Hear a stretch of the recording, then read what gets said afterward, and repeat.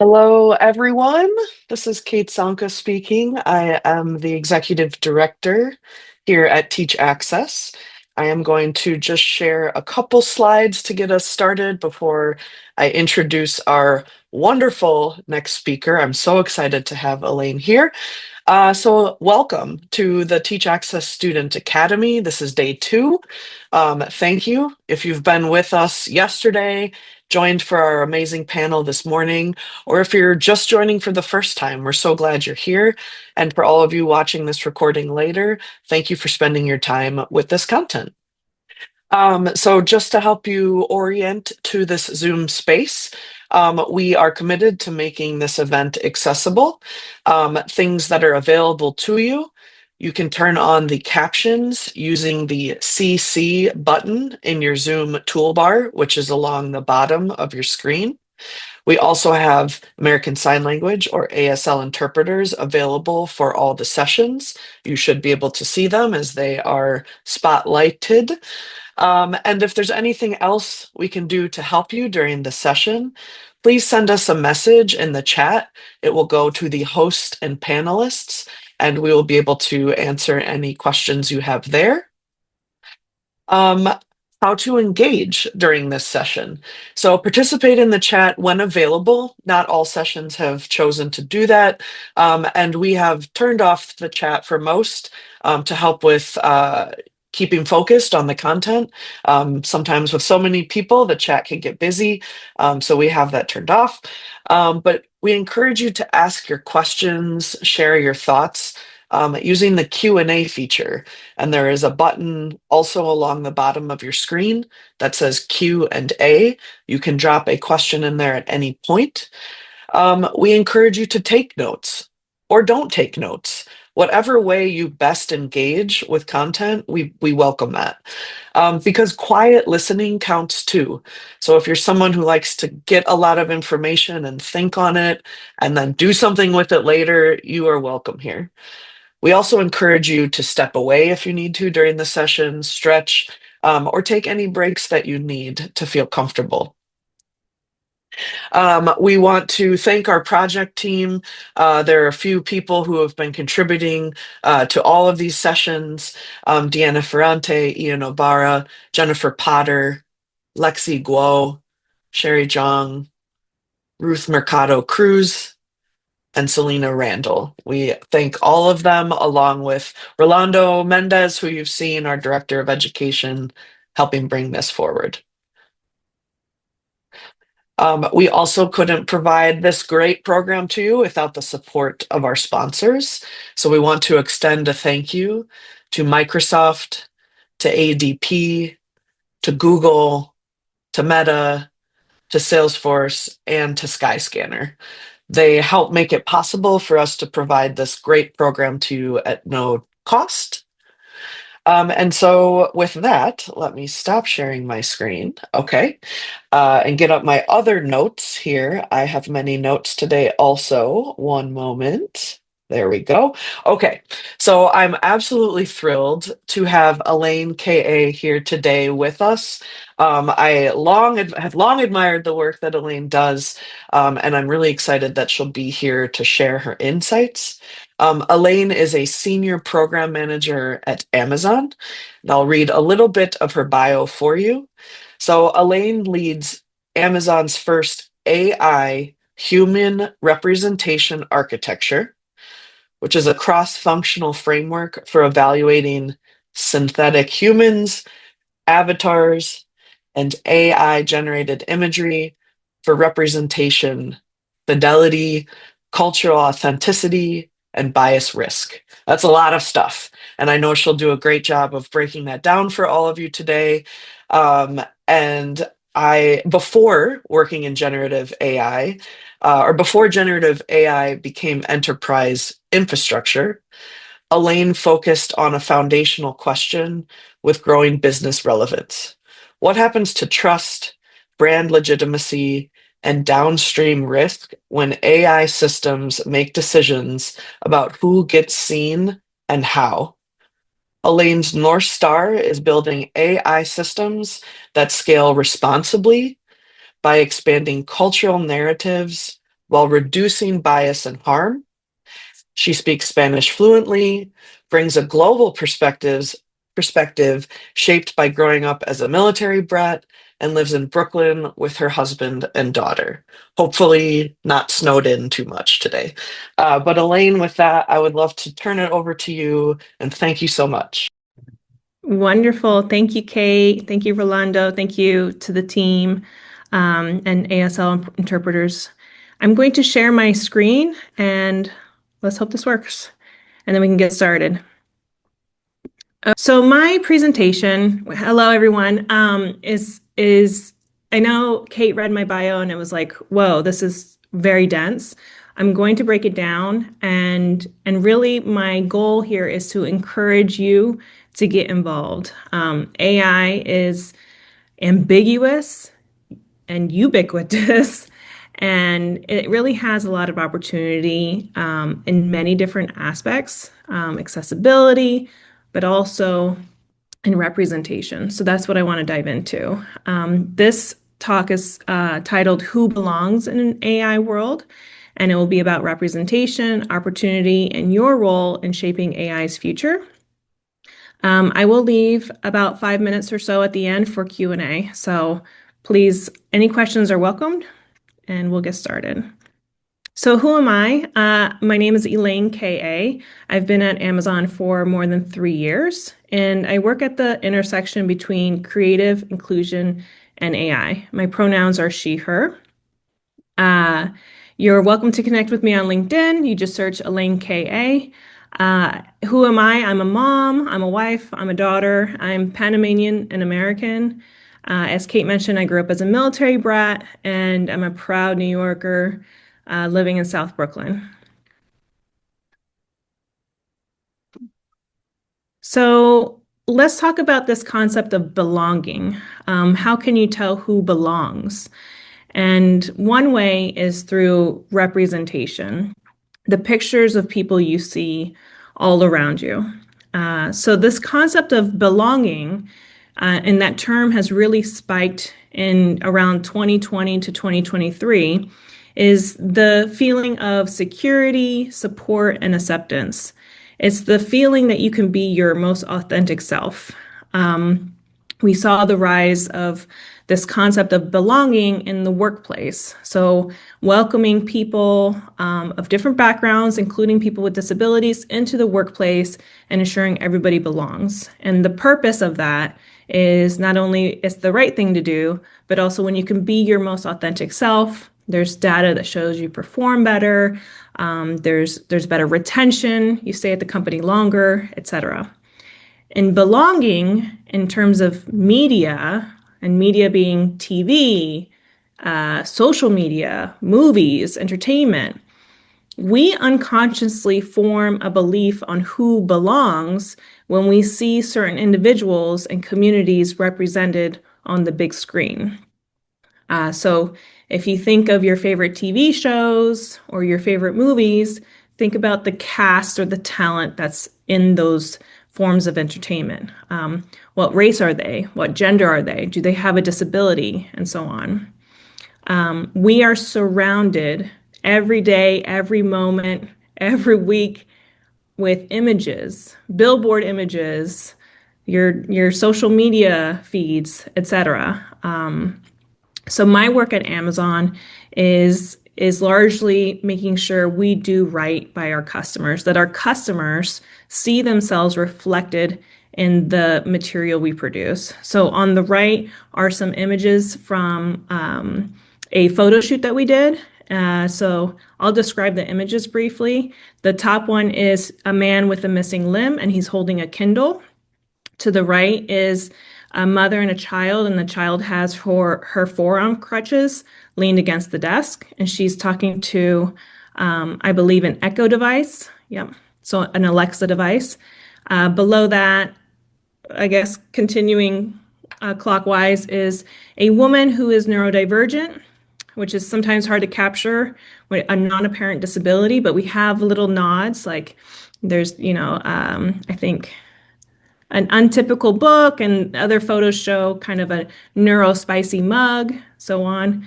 And she's doing her makeup at a vanity. And then last is a woman in a mobility wheelchair, and she's going through her entrance with her dog doing a door pull, opening the door, and there's an Echo Hub on the hallway. So the purpose of this is to not only cast authentic talent, so these people are not pretending to have a disability, they actually do have a disability, but also more importantly is that the customers see themselves in the material and they understand this device, this Amazon device, is also for me.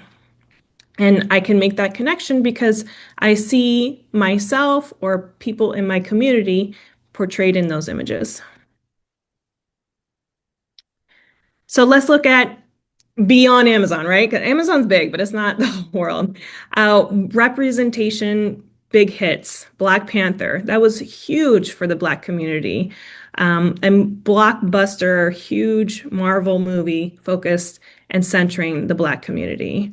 We see the Super Bowl halftime show just a couple weeks ago, and Bad Bunny celebrating Puerto Rican heritage as well as all of Latin America. A beautiful, beautiful piece of representation, diving deep into the culture, the language, everything. And then, of course, the favorite, the all-time favorite, Crip Camp, produced by the Obamas. This has been out for a while now, but it's still so good. Really a movie, blockbuster movie, beautifully produced, available on Netflix, mass media, mass reach about the disability community. These are important to have because what you see is what you can understand, and you could start to break down the stigma. So what does this have to do with AI, right? What does AI have to do with this? So AI is a lot of things, and it's really, really easy to get into a conversation about AI, and it's about one little sliver, and you're really talking about another sliver, because AI can be applied to so many different parts of a workflow, of a life, etc. Some people use AI for operations, help me manage my email. Some people use AI as a thought partner, brainstorming strategy. And what's a growing field is using AI to generate creative assets. And what I mean by that is using AI to generate a photo or take a photo and turn it into a video. And because these AI models have advanced so quickly and there's so many offerings out there, it's become just everywhere. So I don't know if you realize, but most likely a lot of your social media feeds already have AI content. And so what I have here on this slide is little news clippings and bits that says like AI content is evading the real world. There's a YouTube screenshot that says AI images for beginners, like how to create your own AI image. And then there's a CNET article that says create your perfect image with AI, how to use AI image generators from OpenAI, Google, and Canva. So this type of AI creative is rising quickly, and a lot of people call it AI slop because it's so fast and easy to create. And then it's also easy to share and consume. So really anybody, and we're talking about from, young learners, young students to small business owners to even, highly talented creative teams in big companies like Amazon. Everybody's using AI platforms to create this creative content. And all it takes is typing out one prompt and you get an image right away. But what does this mean for mass content? Again, mass content reaching a large population and a large audience. And for that, let's look at the defaults. And when I say defaults, it's someone just saying, generate an image of a gay man. And what does the AI generate as an image of a gay man? Or generate an image of a Hispanic woman. and what does the AI generate? Because again, even though this technology is everywhere and it's easily accessible to everyone, not everybody has advanced prompting skills. So the defaults really matter.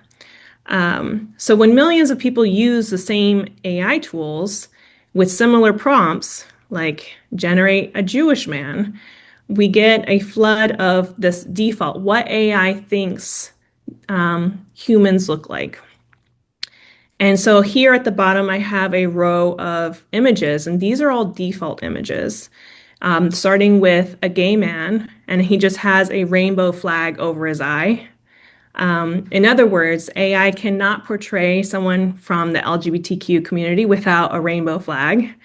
I can't remember. I think the one to the right is a Hispanic woman and she's crying for some reason. The one to the right is a Jewish man and he looks very desolate and solemn and old and withered way. It's not portraying people with dignity and agency. Even worse is the one to the right of that. And that's supposed to be a person of short stature, a person with dwarfism or a little person. And it's just taken basically it's formed a picture of a child, but it looks malicious. It really, really does harm to the little people community. That is obviously extremely harmful, egregious, unacceptable. But then you have on the kind of like another side of the spectrum is to the right of that, show me an image of a Black woman. And a lot of people may say, oh, that's a Black woman. But it's really objectifying the Black woman as a beautiful woman with, perfect skin and like full lips and everything, kind of making it sexualized and objectified when it shouldn't be. Why would a Black woman be objectified and then a Jewish man be kind of desolate? And then finally on the right is, I think it was a Latino man. So, showing with kind of like a rural hat, kind of portraying this like farmer, Latino immigrant stereotype. So what's missing from AI's visual imagination? And here I have an image of generate a person with a disability, and it's a person in a medical wheelchair, and you don't even see their face. And this is the problem because if, again, everybody from the young student learner to the small business owner to the creative teams at top companies are using these tools and they say, hey, I think that's a wheelchair user. What's wrong with that? It really takes people that are close to the community and say, hey, this is wrong because you don't even see their face. It's not giving them dignity, respect, and really portraying that community in a respectful way. And so, of course, we know people with disabilities make up a large part of the population, 1.3 billion people around the world, but they're largely absent from the AI training data. So when you go to prompt any AI model, generate a picture of a person with a disability, they're just pulling from scrap stock photos that they've found from the internet. And a lot of those stock photos are inaccurate and inauthentic. A lot of stock photos would have a person pretending they have a mobility disability, but they actually don't. So this leads to stereotypical portrayals. Disability is often medicalized and shown through outdated tropes. And it really, creates a different sense of reality. It's this narrow, incomplete view of the human experience. So how does AI see? Here's more examples. This is just the defaults, a woman. So a woman is always young. A woman always has these, blush cheeks and full lips and beautiful eyes. If you remember, if you're in the marketing field, the Dove beauty campaign, that made a huge mark in the industry because it was the first campaign that showed kind of quote unquote real beauty. Who are women? And it's this accurate representation. And it's not just representation to connect to your customer, but it's also, if you think about it, people are forming unconscious bias and learnings from these photos. So, for example, I have a young daughter. She's almost 5. If she constantly saw photos of a young woman being like this, soon enough she's going to say, "Oh, I feel ugly," or "I need to do this and that." And it's like, no, you don't. You're beautiful by yourself as you are. And so this is really the other part of the harm it causes. This is a test that I did for about an Indian man. So I'm married to an Indian guy, and I was thinking of a story like, hey, he has to commute to work every day. What if he was commuting on a hoverboard? And so I was just trying to make this little story come to life. And every single photo that it generated would have the Indian guy with facial hair. And you might think like, hey, what's the deal? What's the big deal? But if you constantly see images of a certain race of a person with facial hair, then you unconsciously start to form a thought of, well, they're never clean shaven. Oh, well, maybe they're never polished. Oh, well, maybe they're not, taking care of themselves. And, these things start happening unconsciously. Here's another one, a wheelchair user. So you can see only one out of the 4 images show just the profile of a face. It's awful. What does this tell people when they see photos like this over and over again? It tells the story that people with disabilities are lonely, by themselves, that they're usually related to a medical condition, and looking away for someone, who might never arrive. It's awful. And then again, a little person. It cannot generate an accurate picture of a little person. It's unacceptable. So why does this representation in AI training matter? Number one is the training data, which is really the things that it's scraping from the internet, and also the data sets that the AI teams are feeding it, becomes the AI's worldview. And so what the AI model learns determines what it can create and imagine. If it doesn't have accurate footage and photos, etc., of little people, it's never going to know what a little person looks like. The second point is underrepresentation creates invisibility. So, one example I didn't include here. There's so many examples. This talk could be hours long because the examples would go on and on. But if you go to an AI model and you say, generate a person with a missing limb, sometimes they just put in a prosthetic, or it's just bizarre. It's just a weird photo.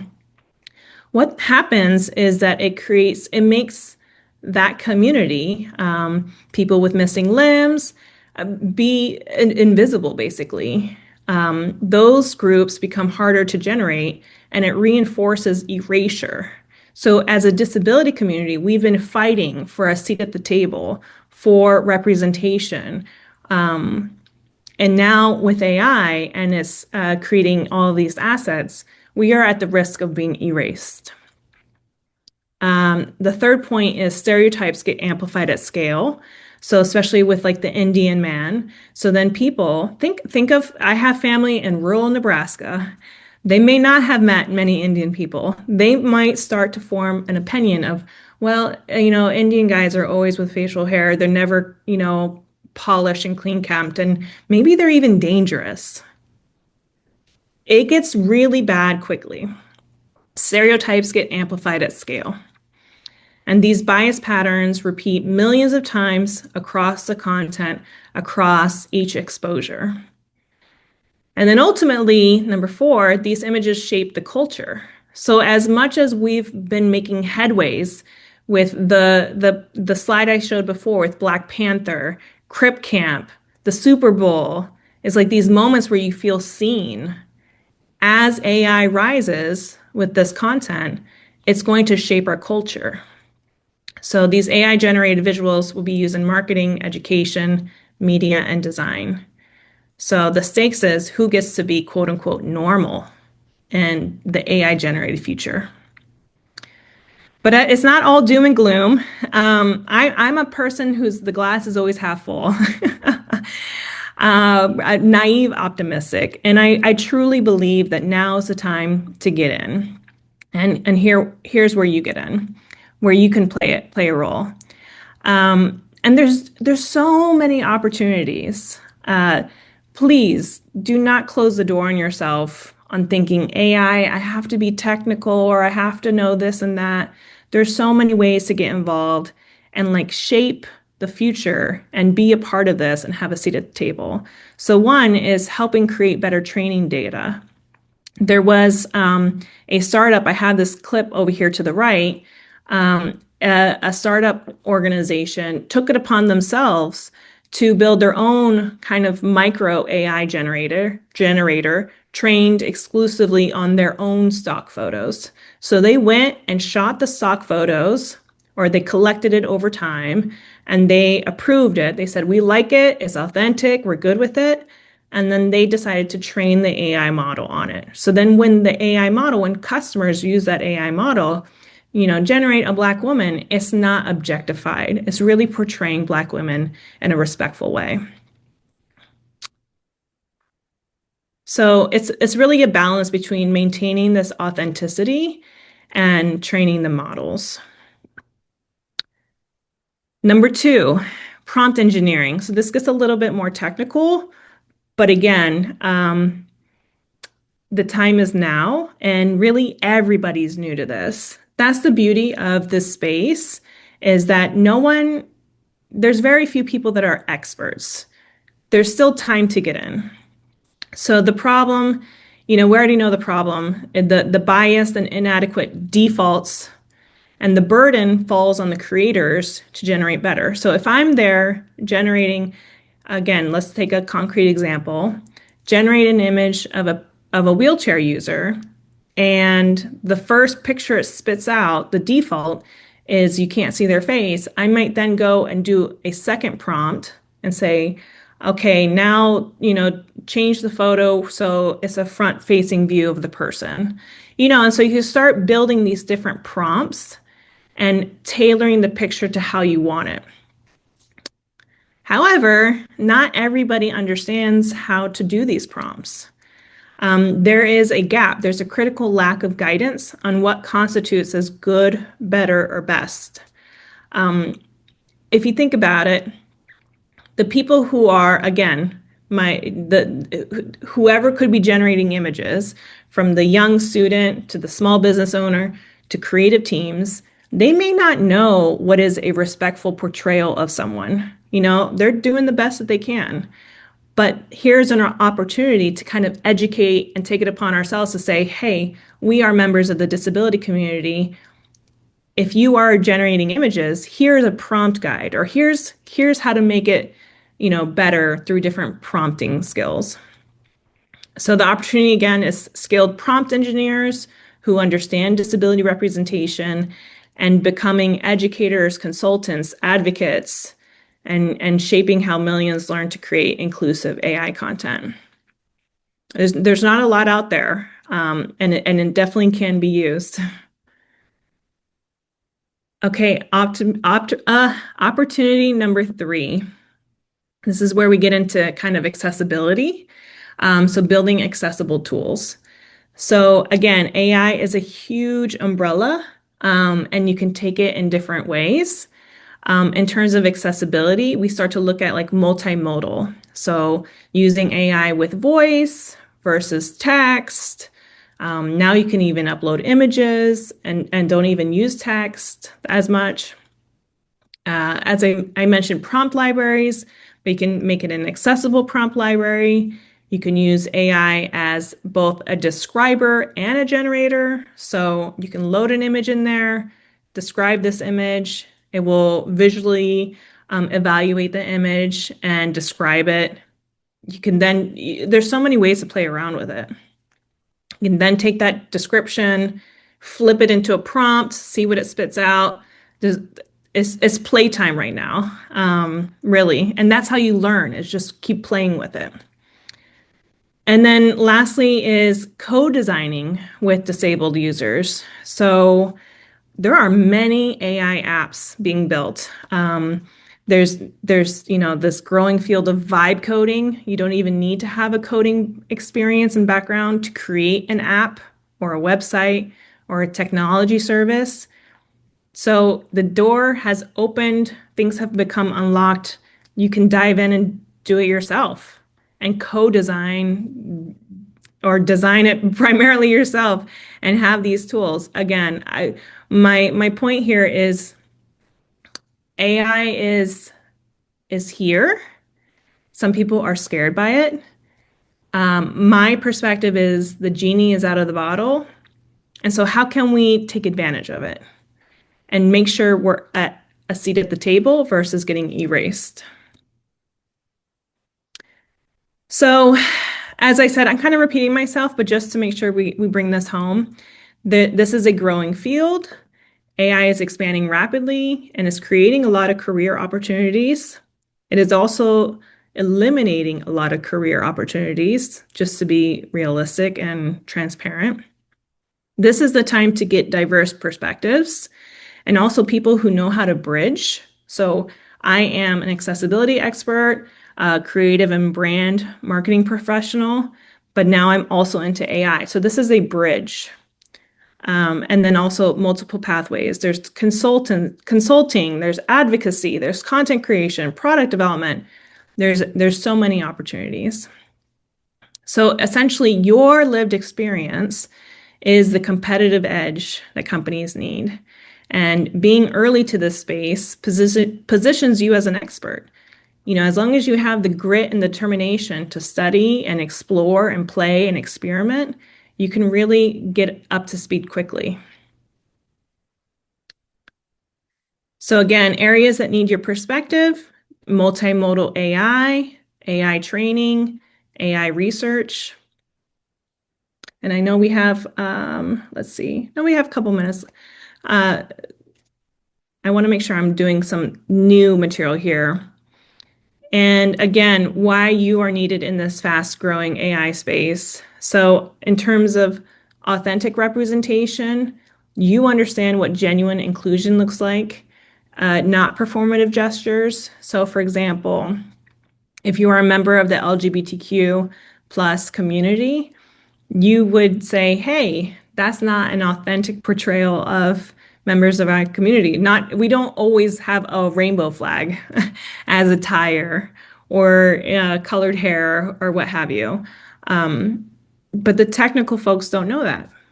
So you understand what genuine inclusion looks like. You also understand barrier recognition. So it allows you to identify those friction points that other people might overlook. They may not be thinking about multimodal or,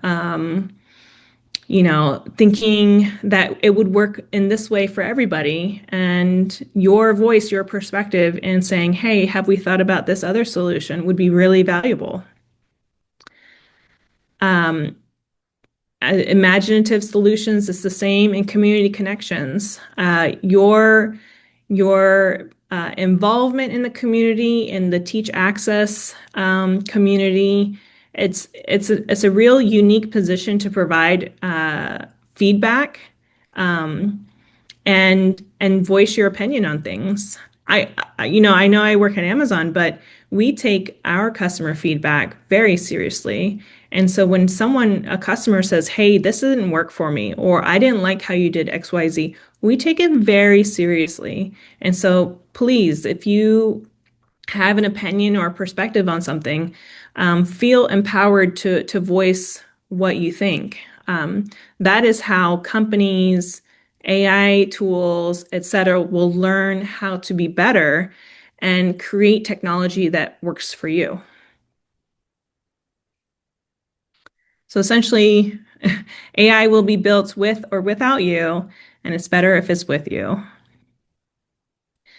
So in the end, who belongs in the AI world? You do. We all do. Everyone does, but only if we build it this way. And the time is now. This is an AI revolution, And the question isn't whether you belong, it's whether you can help build a world where everybody does. And that is it from me. I think we've got about 10 minutes Q&A. So like I mentioned in the beginning, you're free to connect with me on LinkedIn. You just search Elaine KA. I post about this topic quite often and get into like the technical bits. It's an area I feel very passionate about, especially as it's inevitable that we will not be doing, photo shoots and video shoots and maybe movie sets, and it will just be AI generated. So I'm really excited and honored I had the opportunity to talk with you all, and I hope you consider jumping into this field. Thank you. This is Kate. Thank you so much, Elaine. It looks like a couple questions came in here, so just reading through those. Yes, okay. First one here. So, how can genuine inclusion be demonstrated more often in curriculum basis and technology and not just in voice? They said, I can 100% see inclusive language, ideas, and accessibility, but what about when curriculum or technology is used? So, curious if you have a thought. I can share some of what we do too, if that's helpful. But let me turn to you first. Okay. To be honest, I'm not an educator. I can barely educate my 5-year-old daughter very well. So I will lean on Kate and others who are more in the academic field. But there's so much opportunity for sure. Yeah, absolutely. So, I can speak. I don't want this to be about our stuff, but really quickly, the work that we do at Teach Access is about this. It is about how do we make um, curriculum more inclusive, and actually as topics. And so, certainly something like this event that people are attending today is one way where we really try to think about what are students learning and what can they take with them. We have a lot of other free resources on our website you can take a look at. That's teachaccess.org. So there's more there, but there's also, if you aren't familiar with it, there are things like Universal Design for Learning is a full way that some folks think about how are we making inclusive spaces. And there's others. There's Regine Gilbert, who was a moderator yesterday. She has a whole book around inclusive design, and so she brings that into the classroom. So there are a lot of folks looking at this, and we're happy to answer more questions for this person who put that in there. If you want to ask some more, our team can help with that. But getting back to AI, there's a question here that says, if AI makes diversity scalable, what prevents it from becoming a substitute for investing in real communities and creators? Interesting question. That is very interesting. And it's a very broad, there's many different ways I can answer this. But I will have to say that no matter what, it comes back to the intention behind the people and the teams who are responsible for this. So it the first part of your question, if AI makes diversity scalable, we're not there yet. I'm trying to encourage it to be there versus erasing communities. But once it does, I hope for a world where we can leverage AI and use it as a tool to understand different communities and get to know different communities. And maybe you don't have the physical or financial or whatever, access to physically travel or get to know people from different communities, then maybe we can use AI as a channel. But putting that to the side, if we do get to that point where diversity is scaled and we're kind of got an AI version of our world one-to-one, what prevents it from becoming a substitute for investing in real communities and creators? I mean, again, it goes back to the intentions behind the team. There's so many. We may be using AI to generate creative content, but we will still need to connect with communities for building the technology. So, for example, at Amazon, we make accessible devices. That's the organization I'm in. I'm in, Fire Tablet, Alexa devices, etc. We may be leveraging AI. We may have gotten a lot of things figured out in terms of accessibility, but that doesn't stop us from needing to really connect with the community over and over again because nobody will ever have it figured out. As long as I've been in the accessibility space, I'm still not an expert. It's like you're continuously learning, and once you lose touch with your customer, with the communities, you are at risk of falling behind. So it's really, from a business perspective, also in our best interest to maintain those connections with the community. Yeah, this is Kate. I appreciate that answer. And um, what are, if you're not in touch with the community, are you even offering anything that is useful and what the community is looking for? So I think that echoes a lot with what we see in our work as well. Yeah, and All one right. last point Yeah. on that, sorry, is there's this huge growing area and topic of trust. Um, with the rise of AI and creating AI generated content, customers are already starting to be like, is that really that person? Can I trust this content? Is this a scam? Is that AI or is that a real person? So trust is really a brittle feeling right now, especially between customers and companies. And that trust is going to become even more valuable as AI grows. And so the companies, the organizations that really foster, maintain, and earn that trust are the ones that are going to win. And you can only do that if you have authentic and respectful connections with the community. Trust is huge. We heard a little bit about that yesterday from Jenny in her keynote as well, Jenny Layflery. Yeah. All right, I think we have time for at least another one. Let me see here. Okay, someone says, I've been building skills in manual accessibility audits, QA, some front end development, and user research. As AI tools increasingly support and automate parts of this work, how would you advise early career designers to differentiate themselves beyond task execution? Beyond task execution. Yeah, I mean, these AI tools, sorry, tools that are built with AI is growing. And so there's this growing field of vibe coding. You can just start to type or speak naturally to start building an app or a website. Um, this is yes, it is execution, but you can bring this up to the strategy phase. Um, it's, I would kind of flip it back to you. This is what I've done in my own job. I said, well, if I have to use this AI creative platform to create creative assets like a photo or video, is it working for me or is it not working for me? And I said, this isn't working for me. And this is the reasons why. I would encourage you to also look at it, dive into those AI tools and see, is it working for you or not? And if it's not working for you, then please feel empowered to be a part of the solution. Say, hey, this is breaking because of one, two, three across, the various different aspects you said, whether it be front end development, user research, or accessibility audits. AI is not solving everything, but you can be a voice that says, hey, this is not working because one, two, three. And then you become a part of that solution and building it in the right way. Thank you for that.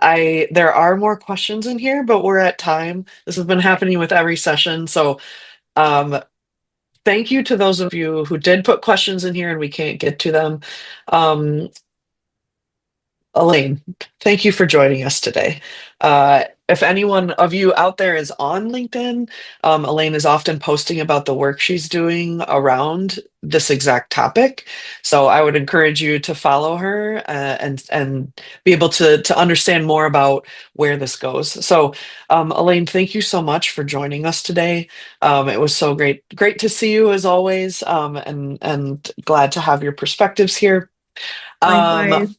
Thank you for Thank you so having much. me. And Amazon, as well as myself, and a lot of folks will be at CSUN. So I don't know if any of you will be attending CSUN, but we will be there. You can visit our booth and so on. Okay, I'll see you there. All right. Thanks, Elaine.